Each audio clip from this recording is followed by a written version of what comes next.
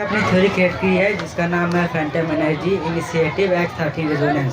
अब इसका मीनिंग है कि आप जानते होंगे कि फिजिक्स में भी है कि दुनिया की हर एक चीज़ एक फ्रीक्वेंसी पर वर्क करती है। जैसे कि बहुत लोग कहते हैं कि एक कांच का गिलास है, उसे हम वॉइस से अपने तोड़ देते हैं आवाज़ निकाल कर। ये इन लोगों को बोलिए कि वो वाइंड अप कर देंगे, धूप में है ना बच्चे, हटा लें। अब वो कहते हैं कि मैं इसको तोड़ दूंगा, वो क्या करते हैं, वो अपने वॉइस से उसकी फ्रीक्वेंसी मैच करते हैं, रेजोनेंस के कारण वो ग्लास टूट जाता है। तो अगर हम इस बेसिस पे वर्क करें तो हम इलेक्ट्रिसिटी को वायरलेसली फ्लो करवा सकते हैं। जैसे हमारे यहाँ पर भी आप देख सकते हैं इलेक्ट्रिसिटी जो है वो वायर से जाती है, वायर से आती है।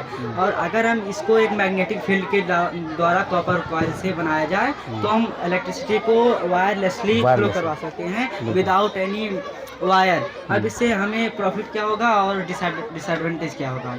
अब इससे होगा कि ना, अगर आप देखते होंगे कि शॉर्ट सर्किट होता है, वायर्स उन सबसे बच जाएंगे, इन सबसे बचेंगे। और दूसरी बात, इलेक्ट्रिसिटी कम्प्लीटली फ्री हो जाएगी, बिकॉज अगर आप उस मैग्नेटिक फील्ड में इलेक्ट्रिसिटी को फ्लो करवाएंगे वायरलेसली तो एक लूप होल बनाएगी, जिससे वही एनर्जी बार बार वहीं पर घूमती रहेंगी और इलेक्ट्रिसिटी जो होती है वो कम्प्लीटली फ्री हो जाएगी विदाउट एनी। लेकिन डिसएडवांटेज भी है। डिसएडवांटेज क्या है? उस डिसएडवांटेज का भी एडवांटेज है। ऐसा नहीं है कि डिसएडवांटेज है उसका कोई सॉल्यूशन नहीं है।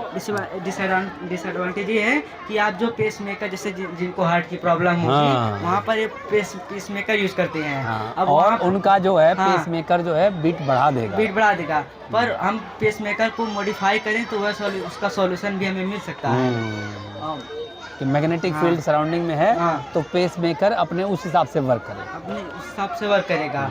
और इसको हम एटमॉस्फेयर की थर्मोस्फेयर में ट्रैवल करवाएंगे। और इसे एक बार 1891 में निकोला टेस्ला ने इसको प्रूव करने की कोशिश की थी। उन्होंने बस एक दावा किया था कि मैंने एक ऐसी थ्योरी क्रिएट की है, बट JP मॉर्गन की फंडिंग के कारण उन्होंने फंडिंग रोक दी थी। इसी वजह से उसका कुछ हुआ नहीं, वह उसी पर वहीं रोक दिया गया। ना उनकी थ्योरी का कुछ पता चला, ना उनके टावर का कुछ पता चला। तो मैंने सोचा, मैंने एक रिसर्च की जिसमें मैंने ये प्रोजेक्ट बनाया है, और जिससे हम इलेक्ट्रिसिटी को वायरलेसली फ्लो करवा सकते हैं। और इससे और भी बेनिफिट ये होंगे कि हम अभी तक जानते हैं कि 2 या 3D डायमेंशनल एग्जिस्ट करते हैं, बट आइंस्टीन के स्ट्रिंग थ्योरी के हिसाब से 11 और 12 डायमेंशनल होते हैं। हम उन चीज़ों को भी इससे डिटेक्ट कर पाएंगे जिन्हें हमने कभी देखा नहीं है। हाँ, जिससे हम हो सकता है कि टाइम ट्रैवल करें। इस बेसिस पे वर्क करें तो एक अच्छा, अगर आप चाहें तो मैं उसको एक रोल मॉडल बना के दिखा सकता हूँ कि वायरलेसली इलेक्ट्रिसिटी फ्लो करवा कर। वही अगर आप इसमें इंटरेस्टेड हैं तो। एक मॉडल अंकित क्लास कौन सी है? क्लास 8। तुम इस पे एक मॉडल तैयार करो बढ़िया सा, है ना, और उसकी फॉर्म में ये फाइल के साथ एक बैनर भी, साइंस वाले सर का है, एक बैनर बनवाना है सर, है ना, अंकित की फोटो के साथ एक बैनर बनवाना है। हेडिंग सेम रहेगा, ये ऊपर हेडिंग सेम रहेगा, और इसी पे उससे जेमिनाई से, ChatGPT से या गूगल से कुछ पिक्चर्स क्लिक करनी है, वो बैनर पे दे दीजिए। और अंकित उसको मॉडल की फॉर्म में, डेफिनेट ये फर्स्ट राउंड में ही पास होगा अगर गया तो इंस्पायर अवार्ड के लिए। आप दोनों लोग साथ रहिएगा, साथ में, है ना। मैं सर ऐसा बनाऊंगा, मॉडल का एक्सप्लेनेशन आप करिएगा, मॉडल ये बनाएं साथ में दोनों मिलके, है ना।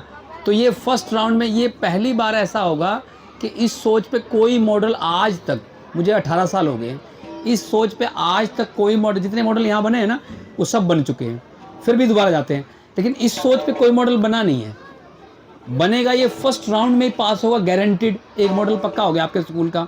5 लोगों के नाम भेजूंगा, कोशिश करेंगे हम 3 मॉडल एटलीस्ट पास हो जाए यहाँ से। पहले राउंड में 10,000 है, फर्स्ट राउंड में। और ये मॉडल तो सेकंड राउंड भी जाएगा, डिस्ट्रिक्ट लेवल के बाद स्टेट लेवल भी जाएगा। 2 राउंड चला गया, फिर देखेंगे नेशनल लेवल के लिए, है ना। सो बोथ ऑफ यू, है ना, it's a good job and consult with science teacher, अच्छा रहेगा कुल मिला के ना। Thank you very much. ये रखो, है ना, इसको बनाना जरूर।